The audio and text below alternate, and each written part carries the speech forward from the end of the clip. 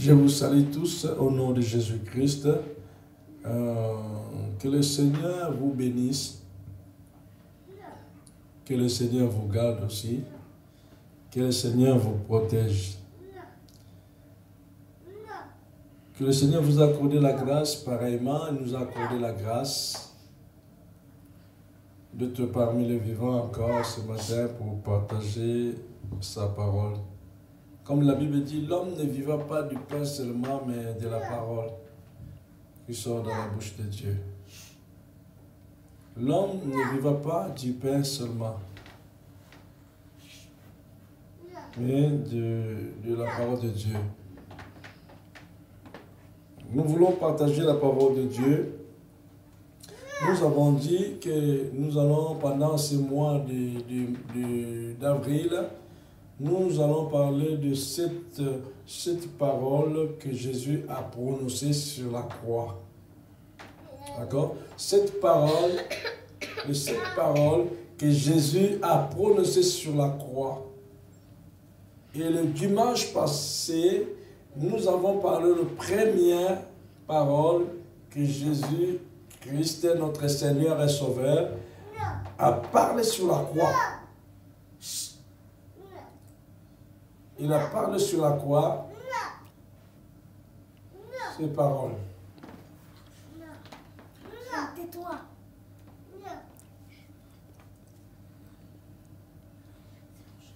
Cette parole que Jésus a parlé sur la croix. Cette parole que Jésus a parlé sur la croix.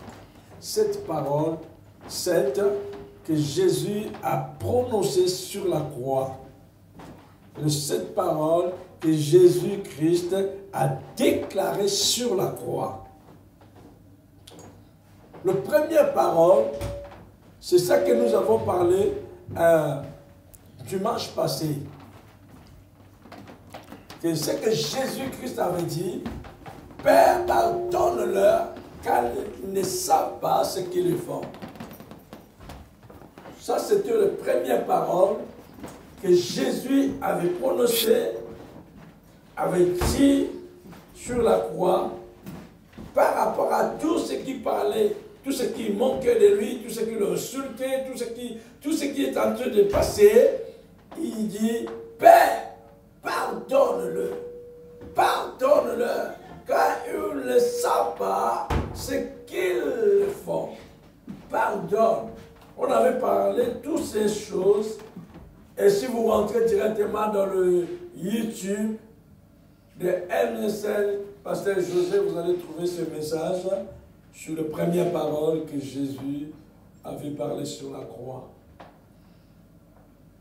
Et aujourd'hui, nous voulons parler de la deuxième parole. La deuxième parole que Jésus a déclarée sur la croix. Deuxième parole que Jésus a déclarée sur la croix. Deuxième parole que Jésus a parlé sur la croix. Deuxième parole que Jésus a parlé sur la croix. Et c'est ça que nous voulons parler aujourd'hui. La deuxième parole que Jésus a parlé sur la croix. La deuxième parole que Jésus a déclarée sur la croix.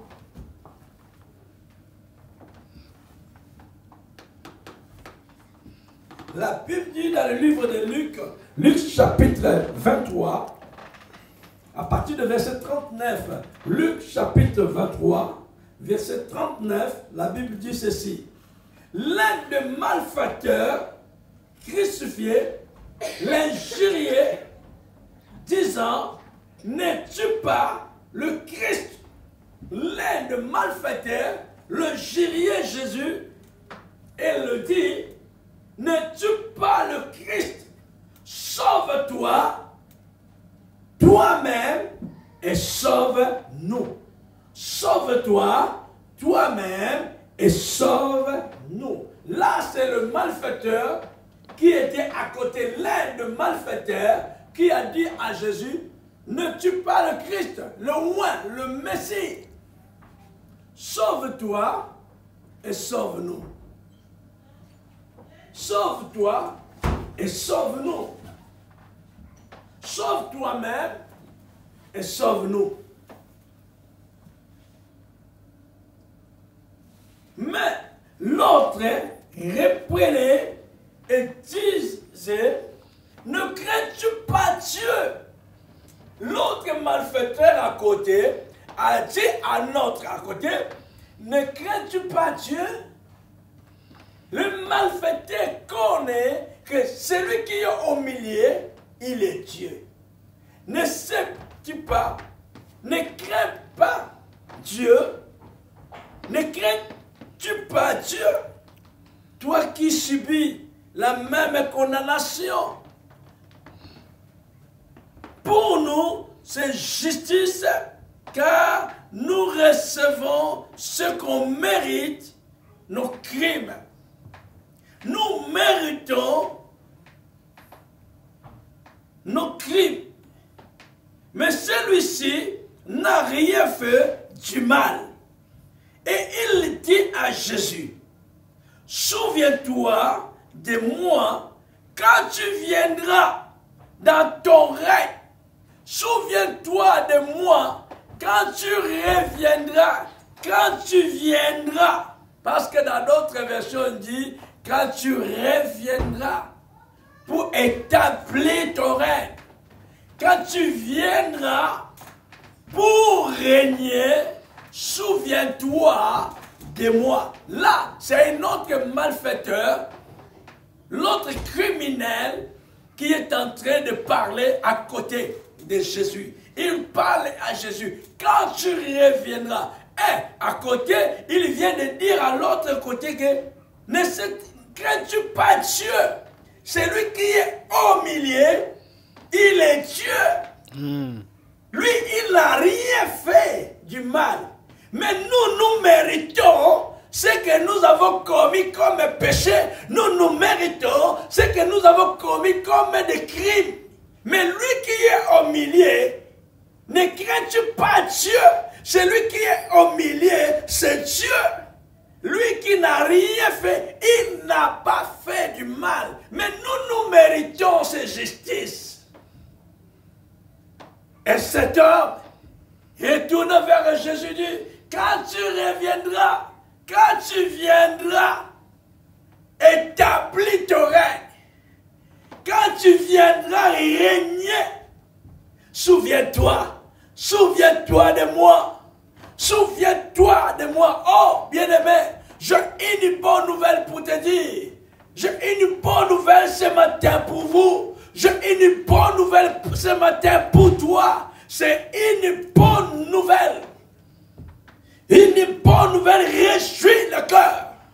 Une bonne nouvelle fortifie. Une bonne nouvelle guérit. Une bonne nouvelle change la vie des gens. Quand tu reviendras régner, quand tu viendras, souviens-toi de moi.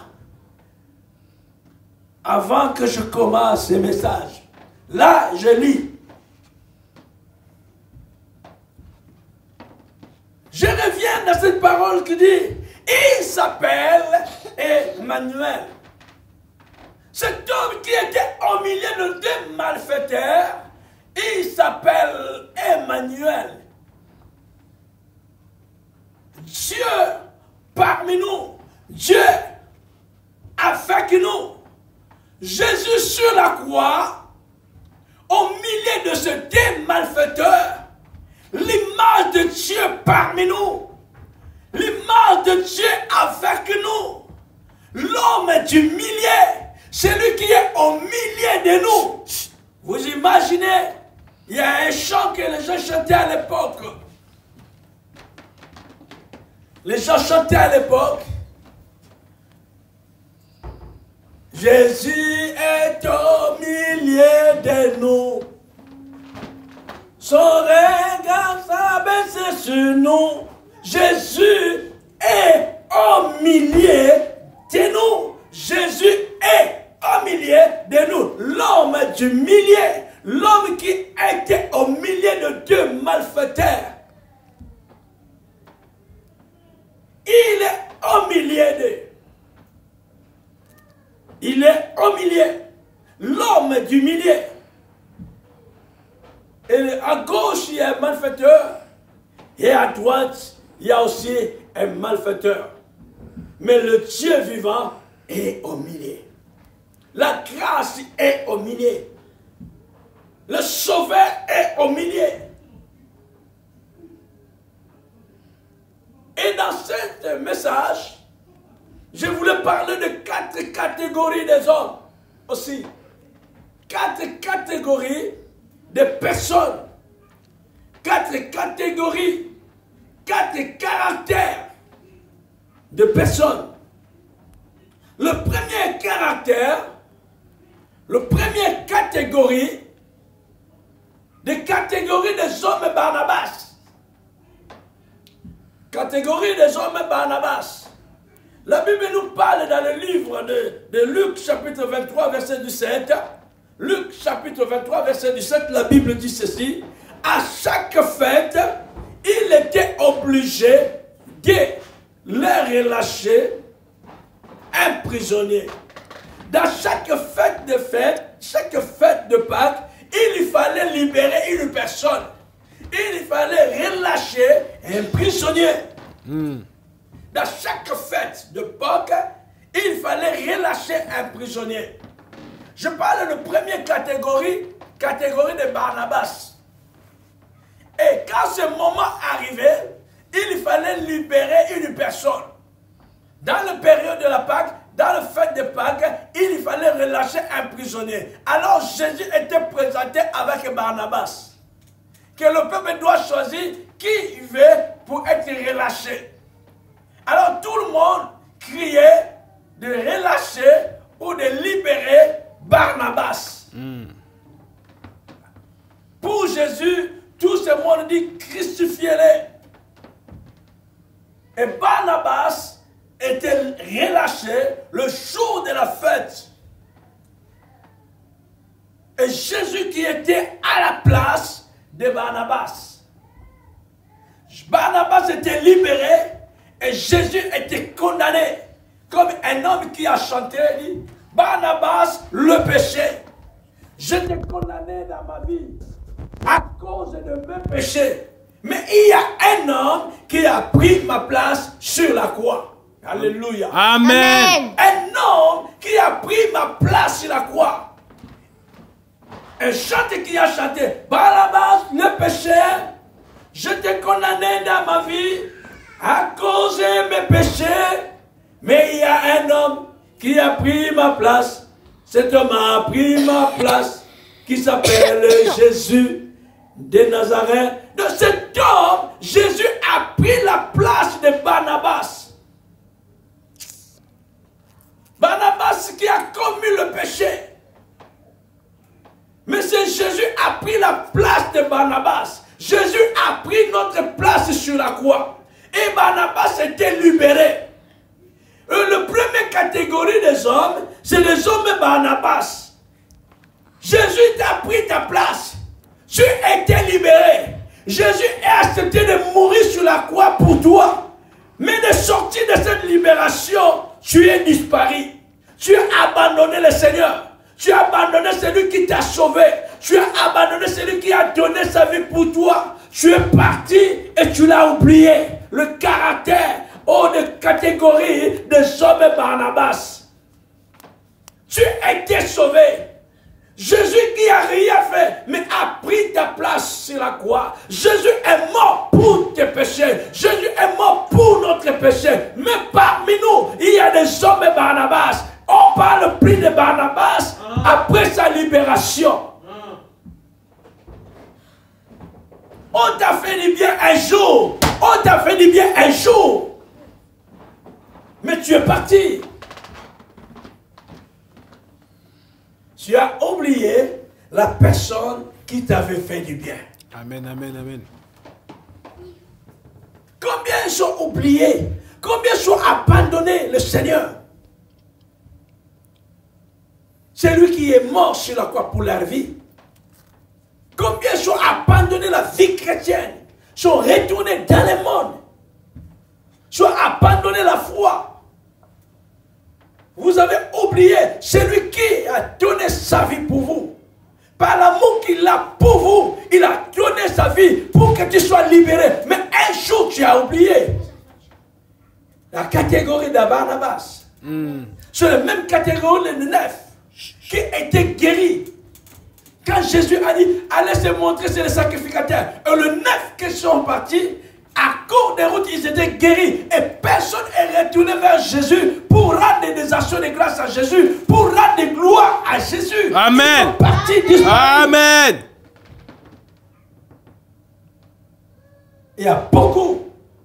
On t'avait fait du bien un jour. Mais tu as abandonné. Tu as rejeté celui qui t'avait fait du bien un jour. Celui qui t'a sauvé un jour. Celui qui t'avait aidé un jour. Celui qui avait intervenu dans ton cas un jour. Tu avais abandonné et tu l'as abandonné.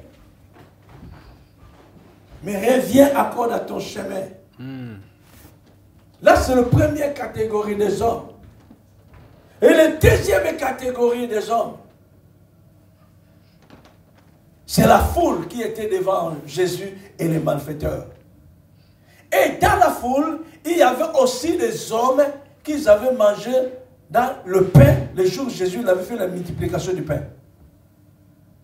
Le jour où Jésus avait multiplié le pain, parmi les foules, il y avait ceux qui avaient mangé aussi du pain. Il y avait aussi sa famille. Il y avait des frères, des sœurs. Il y avait des amis. Il y a tous ceux qui étaient là. Et toute la foule, parmi la foule, beaucoup de gens qui disaient, tu es le Messie, sauve-toi, tu as sauvé les hommes, sauve-toi toi-même. D'autres l'insultaient, la plupart les gens l'insultaient, la plupart des gens le moquaient de lui, de Jésus-Christ, mais ils ne savaient pas, si Jésus est sur la croix, c'est à cause de leurs péchés. Il est mort pour eux. Il a manifesté son amour envers nous. Oui. De mourir sur la croix pour notre vie.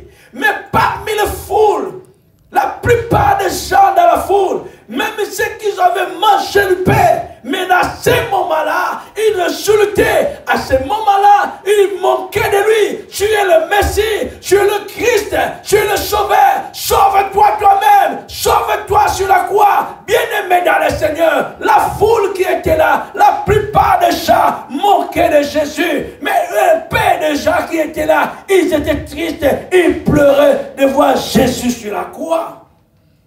Et cette image, c'est l'image aussi des hommes quand ils te voient dans la souffrance. La plupart des gens aimeraient te voir dans la souffrance. La plupart des gens aimeraient te voir malade. La plupart des gens aimeraient te voir dans la difficulté.